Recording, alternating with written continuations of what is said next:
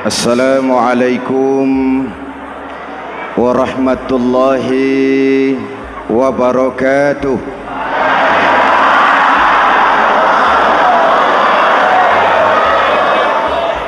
Alhamdulillahi rabbil alamin. Wassalatu wassalamu ala ashrafil mursalin Sayyidina wa maulana Muhammadin wa ala alihi wa sahbihi ajmain, amma ba'du. Para ulama yang saya muliakan, hadirin hadirat ma'asyiral muslimin yang saya cintai, banyak kita alami perubahan-perubahan yang terjadi, baik perubahan yang menyangkut sosial budaya, lebih-lebih yang menyangkut sosial politik. Yang tidak banyak mengalami perubahan adalah sosial ekonomi.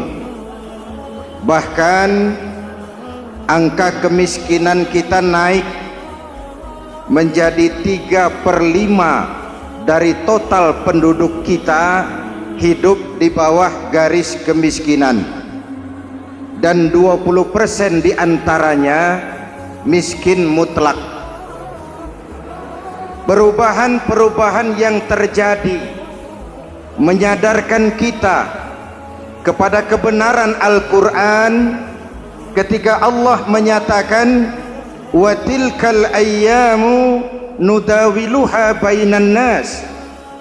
Hari itu kami putar di antara manusia. Ada saat datang, ada waktu pergi, ada hari lahir, ada saat kembali, ada waktu dilantik, ada saat menyerahkan jabatan. Hari kami putar di antara manusia dan hidup cuma sekadar menunggu giliran. Soalnya kemudian di tengah perubahan-perubahan yang terjadi begitu cepat, what must we do now?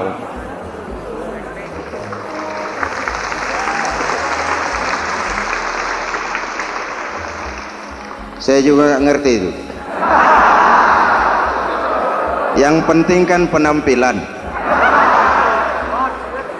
Saudara-saudara kaum muslimin di seluruh tanah air, jadi pemimpin adalah pelayan bagi orang yang dipimpinnya. Oke lah, perbaikan ekonomi, pembukaan lapangan kerja baru kita serahkan kepada pemerintah, karena kita percaya mereka orang-orang terpilih belaka yang dipilih dengan kepercayaan akan mampu membawa rakyat keluar dari kesulitan. Amin. Tugas kita sekarang di zaman susah meluruskan akidah. Jangan sampai mbah dukun yang naik ke permukaan. Betul? Islam misinya yang pertama membebaskan manusia dari kemusyrikan. 13 tahun Rasul berjuang di Mekah, menanamkan akidah, meluruskan keyakinan, membentuk iman. 13 tahun membebaskan manusia dari belenggu kemusyrikan. 13 tahun menanamkan la ilaha illallah Muhammadur Rasul dengan seluruh konsekuensinya. Kalau saya yakin tidak ada Tuhan selain Allah, saya tidak akan minta tolong kecuali hanya kepada Allah. Saya tidak akan pernah takut kecuali hanya kepada Allah. Saya tidak akan menggantungkan hidup kecuali hanya kepada Allah. Saya tidak akan minta rizki kecuali hanya kepada Allah. Saya tidak akan melarikan persoalan kecuali hanya kepada Allah. Kalau konsekuen dengan keyakinan ini, mbah dukun nggak dapat tempat.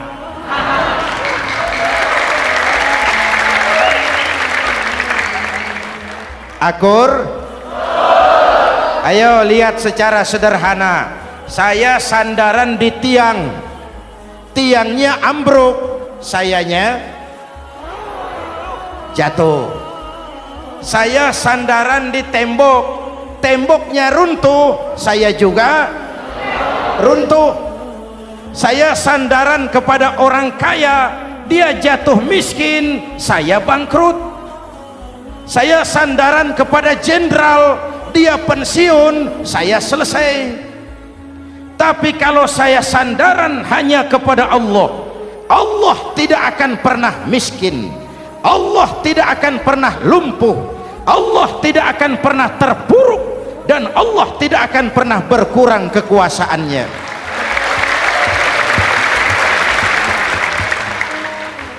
Maka umat Islam, sesulit apapun zaman yang kita hadapi, Allah juga tempat kita bersandar. Jelas? Selama ini kita iman dalam ucapan tapi sekuler dalam perbuatan. Di masjid ada Allah, di kantor Allah tidak ada, maka korupsi merajalela.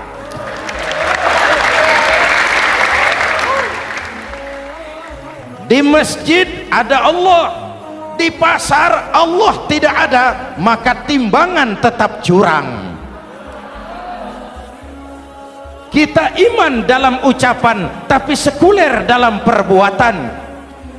Oleh karena itu, sesulit apapun zaman yang kita hadapi, iman jugalah pegangan kita, Allah juga tempat kita bersandar.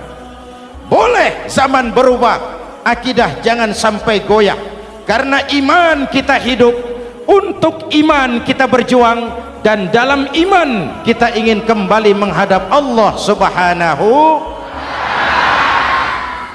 Selama ini manusia Indonesia kita lebih banyak diisi otaknya, hati sering kosong, agama dangkal, akidah rapuh, moral rendah. Memang kemudian muncul banyak orang-orang pintar, cuma sayang tidak benar. Indonesia kita bangkrut, Indonesia kita terpuruk, Indonesia kita sakit parah kalau diurus orang yang cuma pintar tapi tidak benar. Kita perlu orang-orang pintar, tapi kita lebih perlu orang benar. Jelas? Kalau cuma pintar tapi tidak benar, itu yang sering saya sampaikan, nanti disuruh ngurus beras malah nimbun beras.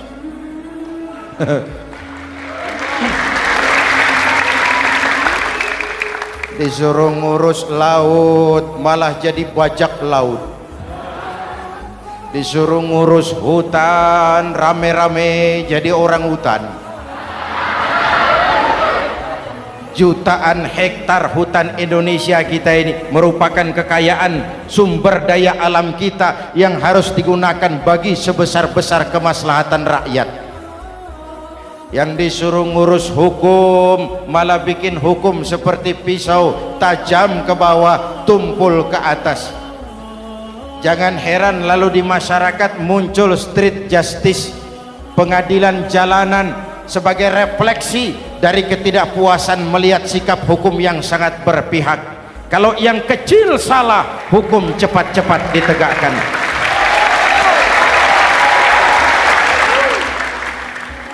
Lihat saja sekarang ini, kalau orang terkenal banyak uang punya masalah, antri yang bela. Betul? Tapi saudara lihat si Marsinah di Jawa Timur, si Sengkon dan Karta di Jawa Barat, si Udin Bernas wartawan Jogja terseok-seok mencari keadilan, sampai hari ini urusannya masih remeng-remeng. Kenapa bisa begitu? Jawabannya sederhana, tidak ada fulus. Ada fulus mulus, tidak ada fulus manfus. Betul? Jangan sampai para penegak hukum kita terjebak pada lagu baru, maju tak gentar membela yang bayar. Biar bertentangan dengan nurani, biar bertentangan dengan public opini, biar bertentangan dengan rasa keadilan. Siapa yang bayar itulah majikan, mau benar atau salah belain terus. Kalau seperti inilah hukum kita, mafioso keadilan akan tetap gentayangan. Hadirin yang saya hormati, 13 tahun beliau berjuang di Mekah, meluruskan keyakinan, memantapkan akidah, meneguhkan iman. Dari situ segalanya dimulai, dan ke situ segalanya akan menuju. Intan paling mahal, mutiara paling berharga, tidak lain adalah nilai-nilai keimanan. Kalau itu sudah tergadai, apalagi yang bisa kita banggakan dalam kehidupan ini? Kita merasa harta kita berharga, belum ada artinya ketimbang iman. Kedudukan kita punya nilai pun belum ada artinya ketimbang dengan nilai-nilai keimanan. Itu intan paling mahal, itu mutiara paling berharga. Harta baru ada manfaatnya kalau dilandasi dengan iman. Jabatan dan kedudukan baru terasa gunanya kalau dilandasi dengan keimanan. Kalau jabatan lepas dari iman, yang akan lahir Fir'aun baru. Jelas? Kalau harta terlepas dari iman, yang akan muncul adalah konglomerat Korun. Kalau ilmu pengetahuan terlepas dari nilai dasar keimanan, maka yang akan muncul adalah ilmuwan pelacur yang menyalahkan yang benar, membenarkan yang salah untuk kepentingan pribadi. Dan kondisi seperti itu tidak akan membuat kita makin sehat. Oleh karena itu, pada kesempatan ini, pesan pertama saya, menghadapi zaman susah, tetap jaga akidah, tetap pelihara keyakinan. Kesulitan bukan untuk ditakuti, untuk diatasi. Hidup adalah kerja keras, bukan keajaiban. Perubahan tidak akan datang hanya dengan simsalabim abragadabra. Perubahan tidak akan muncul hanya dengan berandai-andai. Perubahan tidak akan turun dari langit seperti turunnya embun di waktu malam. Perubahan adalah kerja keras, sehingga Al-Quran membimbing kita, innallaha la yughayyiru ma biqaumin hatta yughayyiru ma bi anfusihim. Allah tidak akan mengubah keadaan suatu bangsa kalau mereka tidak mau mengubah apa yang ada di dalam diri mereka. Yang ada di dalam diri itu rule of thinking, state of mind, cara kita berpikir, cara kita memandang kehidupan, cara kita mengatasi persoalan. Hadirin yang saya hormati, inilah iman. Berangkat dari ini kita menyadari ini ujian buat kita rakyat. Dan kita rakyat Indonesia ini kalau sama susah sih sudah kenyang. Ya Pak? Ya Pak? Kita ini sebagai bangsa mengalami apa yang disebut oleh Bung Karno up and down, naik turun, timbul tenggelam, pasang surut. 350 tahun dijajah oleh Belanda, kita susah. Berangkat Belanda masuk Jepang, susah lagi. Pergi Jepang datang nikah, susah lagi. Lalu kita merdeka, dirongrong oleh berbagai pemberontakan, susah lagi. Makan bulgur antri minyak. Lalu PKI berontak, susah lagi. Muncul orde baru, lama-lama susah lagi. Orde baru selesai, naik reformasi, mulai repot nasi, susah lagi.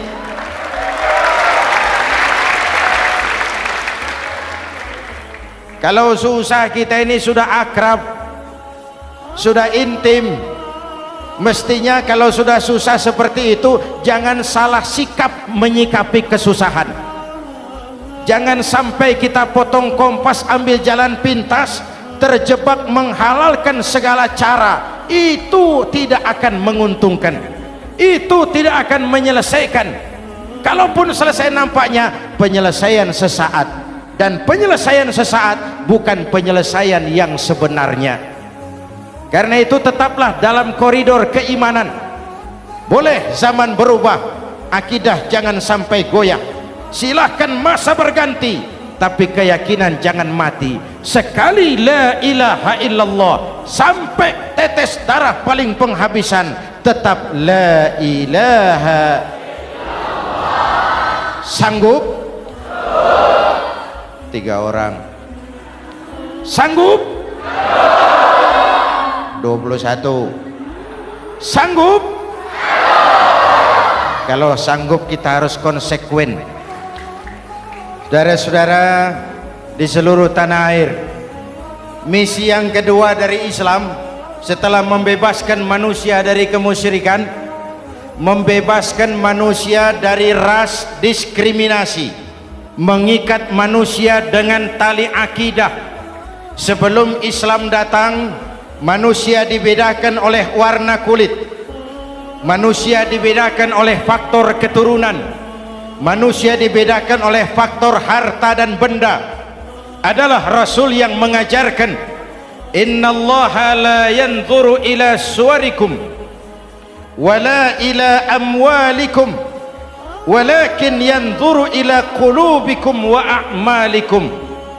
Allah tidak melihat potonganmu, Allah tidak melihat hartamu. Yang Allah lihat itu adalah hatimu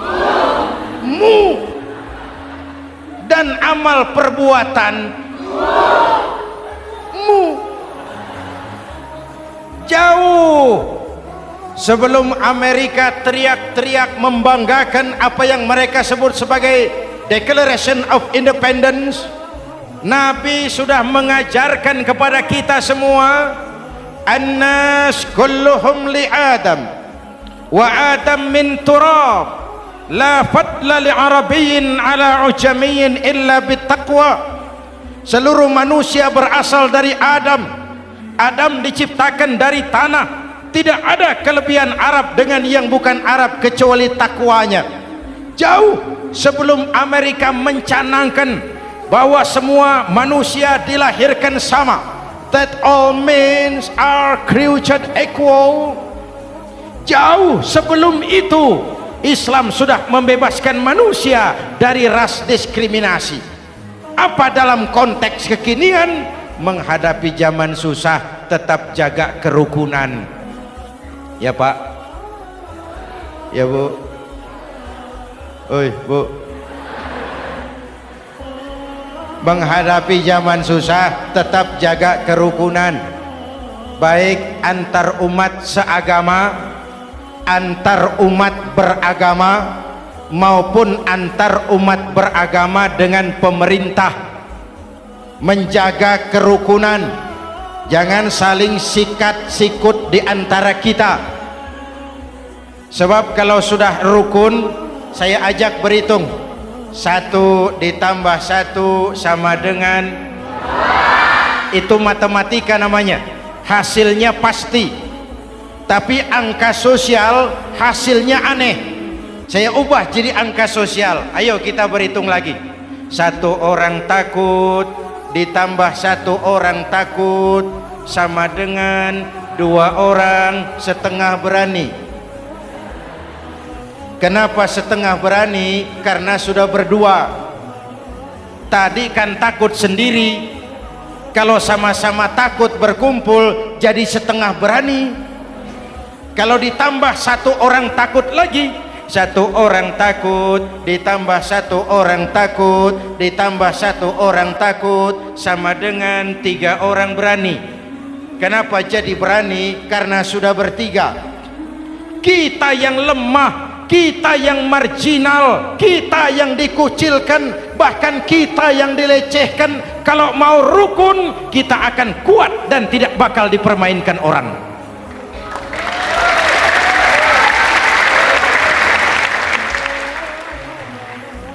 Tapi kalau rukunnya yang satu mau menikam yang lain, saya ajak berhitung lagi.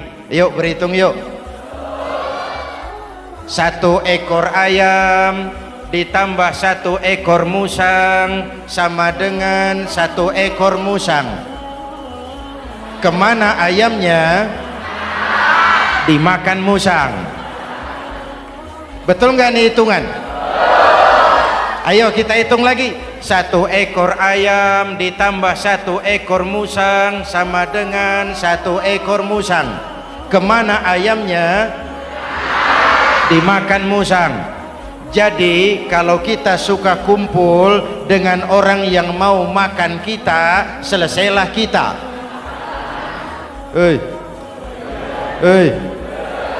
Maka kalau merasa kita ini ayam, yuk kumpul sama-sama ayam, pulang ke kandang ayam. Kalau ada ayam kumpul ke kandang musang, itu namanya ayam minum baygon. Jelas? Menjaga kerukunan. Pertama, antar umat seagama, sesama muslim harus saling menjaga, harus saling memelihara. Baik dia muslim yang jadi kapolri, baik dia muslim yang jadi kasat, baik dia muslim yang jadi pengusaha, baik dia muslim yang jadi petani, nelayan, guru, semua komit menjaga semangat kebersamaan, rukun antar umat seagama. Jelas? Jelas? Hadirin yang saya hormati, atas dasar itu saya ingatkan kembali, kita semua ingin persoalan terorisme dilepaskan kaitannya dari agama manapun. Tidak ada kaitannya terorisme dengan Islam, dengan Kristen, dengan Hindu, dengan Buddha. Tidak ada kaitannya terorisme dengan pondok pesantren.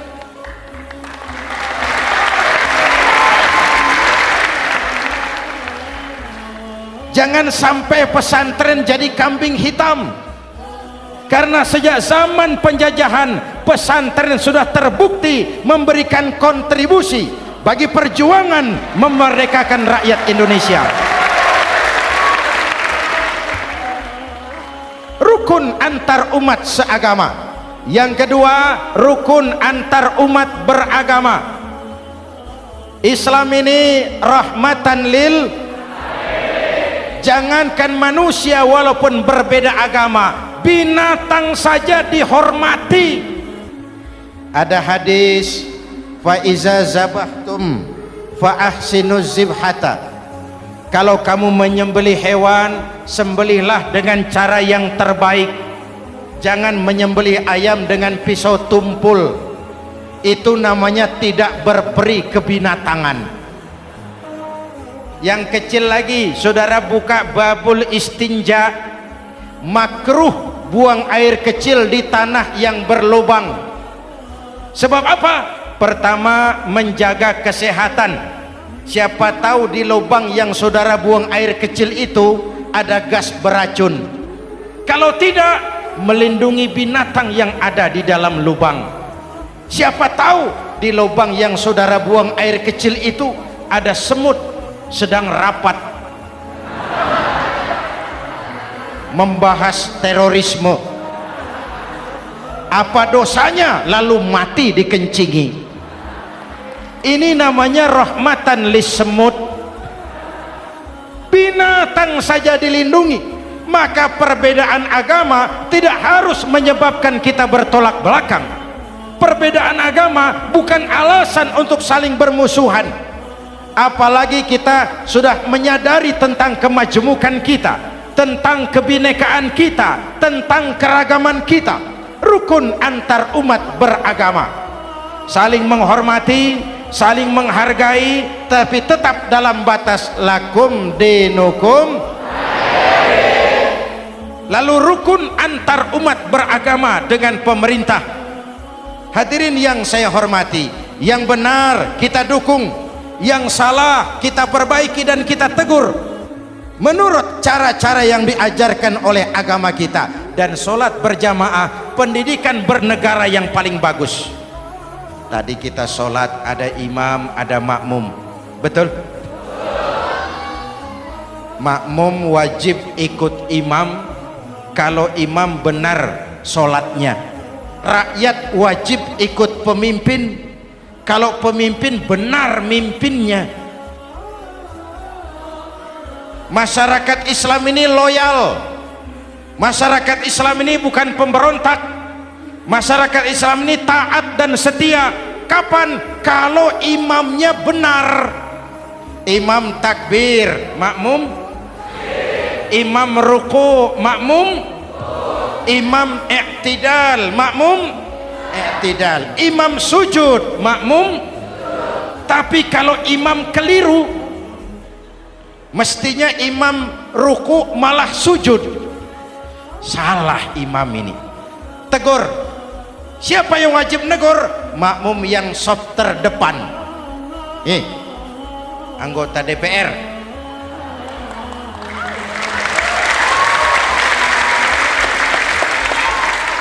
Ini wakil-wakil makmum ini, saf di depan ini. Kalau imam keliru, mereka paling tahu. Ngomong, tegur. Bagaimana negurnya? Ada aturan main. Mestinya ruku, imam sujud. Salah ini imam. Subhanallah. Kan begitu negurnya. Betul? Tidak boleh juga imam keliru, makmum emosi. Main pegang. Woi, makmum salah. Hoi, hoi. Kacau sholat. Betul? Anggota dewan ini saf di depan. Itu kalau imam keliru. Satu saat imam buang angin. Namanya manusia bisa buang angin toh. Apa makmum lalu berkata, demi kesetiaan saya kepada imam, imam buang angin, saya lebih keras lagi. Itu namanya fanatisme buta, loyalitas yang goblok. Imam buang angin, minggir. Iyyaka na'budu wa iyyaka nasta'in. Sampai situ imam buang angin, minggir imam. Lalu saf yang di depan maju. Tidak usah bikin sholat baru, teruskan pekerjaan imam. Ihdinas siratal mustaqim. Teruskan. Kenapa? Kalau bikin sholat baru lagi, nanti buang angin lagi. Bikin lagi sholat. Kapan selesainya sholat? Kapan selesainya membangun negara ini? Yang penting imam tahu diri, buang angin, minggir.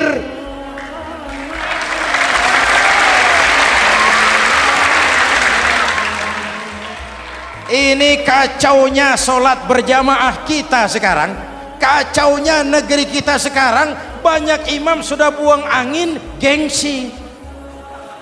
Diam aja, merasa nggak punya salah.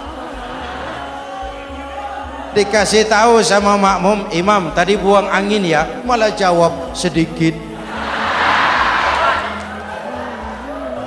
Apa kalau sedikit lalu tidak batal sholat itu?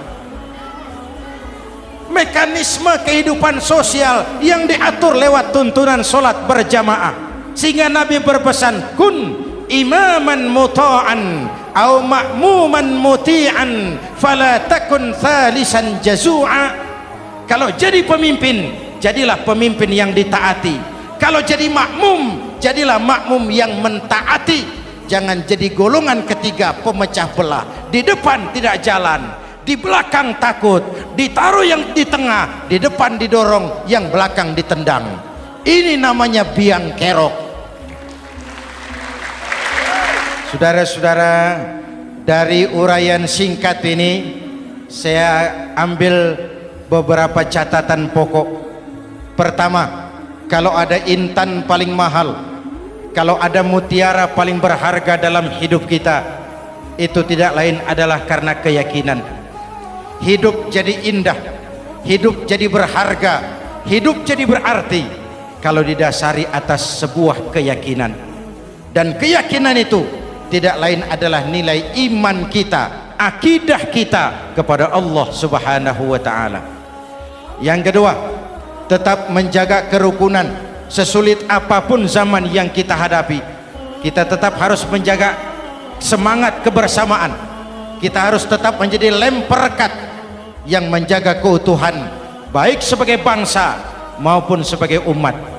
Perbedaan adalah wajar, harus dihormati, sebagai ciri kehidupan berdemokrasi.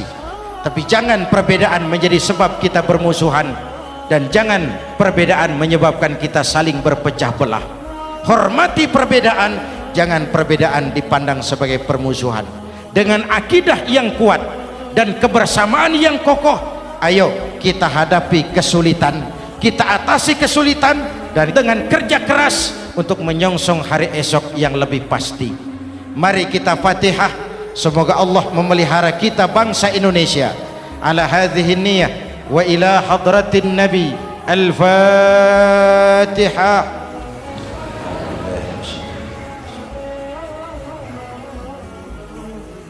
Iyyaka na'budu wa iyyaka nasta'in.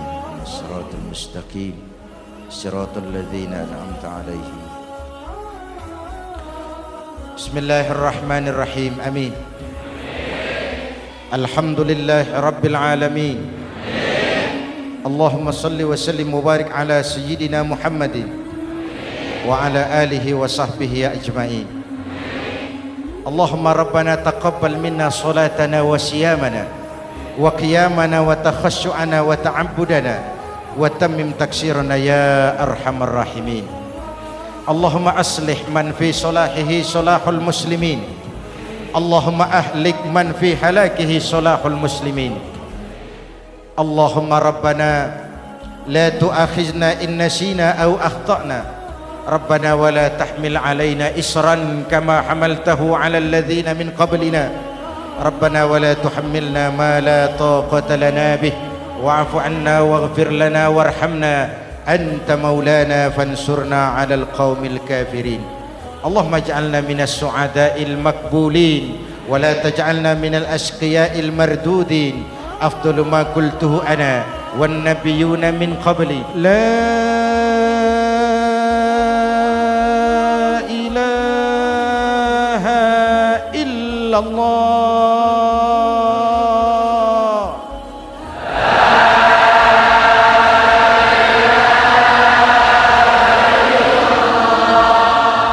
La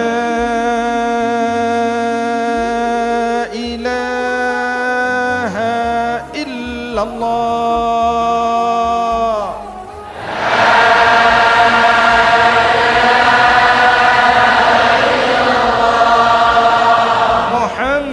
Muhammadur Rasulullah.